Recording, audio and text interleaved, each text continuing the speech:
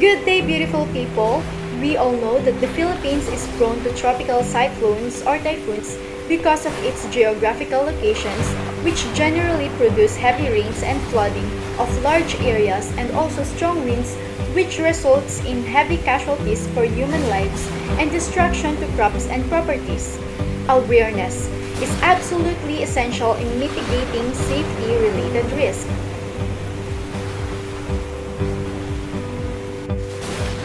Tropical cyclone, also called as typhoon or hurricane, an intense circular storm that originates over warm tropical oceans and is characterized by low atmospheric pressure, high winds, and heavy rains.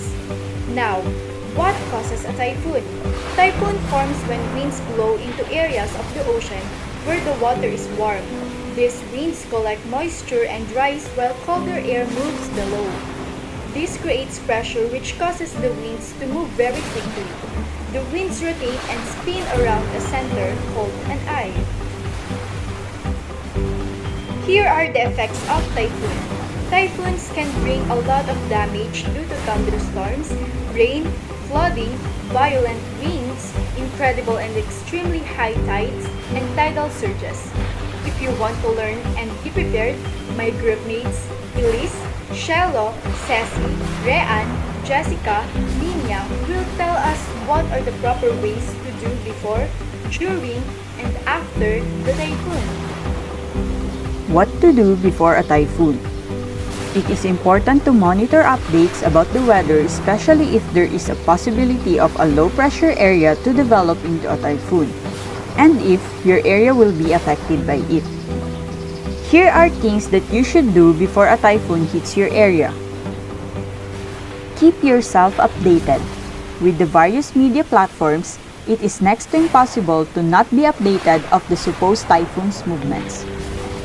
Inspect and clean up your house.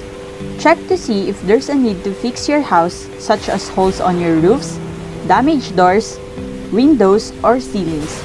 Have them fixed as soon as possible. Store ample amount of ready-to-eat foods and water. Make sure that the foods and water that you will store is adequate enough for you and your family and will last for a few days.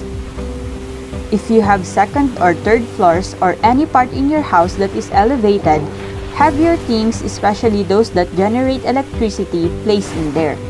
This will keep water from coming in contact with these stuffs. If you are advised to evacuate, do so. These people who will inform you of the need for evacuation are more knowledgeable than anyone else, so don't be hard-headed, at least not during this time of distress. Always have your emergency kits with you. Your emergency kit might include first aid supplies, candles, flashlights, life vests, and battery-operated radio. If there is a typhoon alert in your area, it is your responsibility to take steps to get ready and know how to stay safe. Here are some safety tips during a typhoon. Number 1. Keep yourselves updated regarding the latest news about this disaster. Use your available resources in doing so.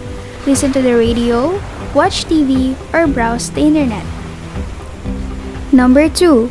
Stay calm as much as possible. This is a must during any type of disaster. This will help you assess the situation and clearly think of ways on how to deal with it. 3.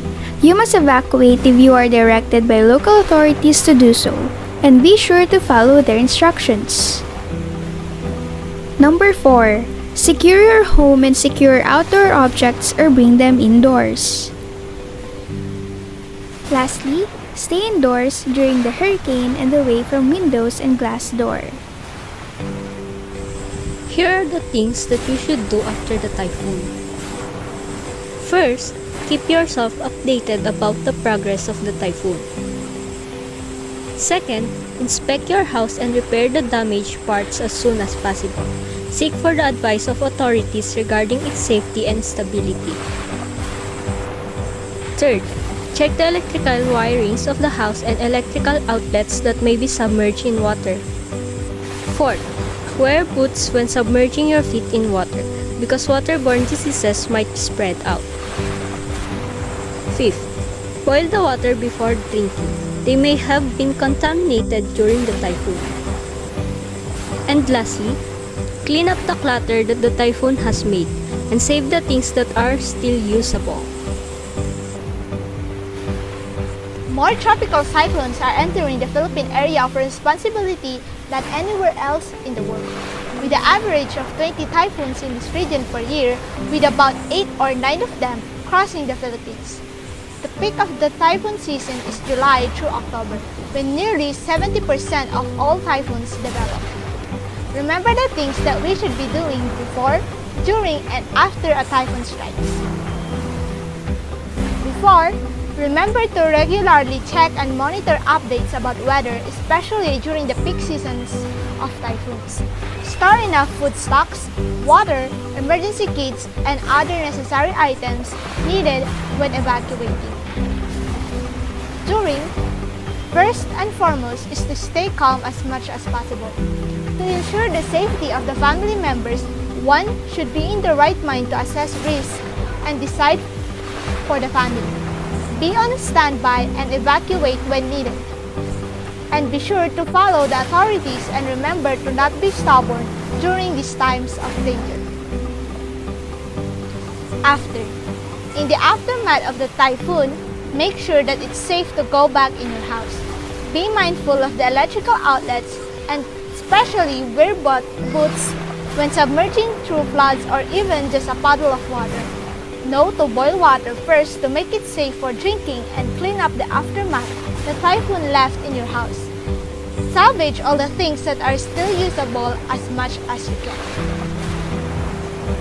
Remember to know the do's and don'ts when facing disaster like this. Just remember to not be stubborn in times of peril. Know all your evacuation routes and try to be as calm as possible.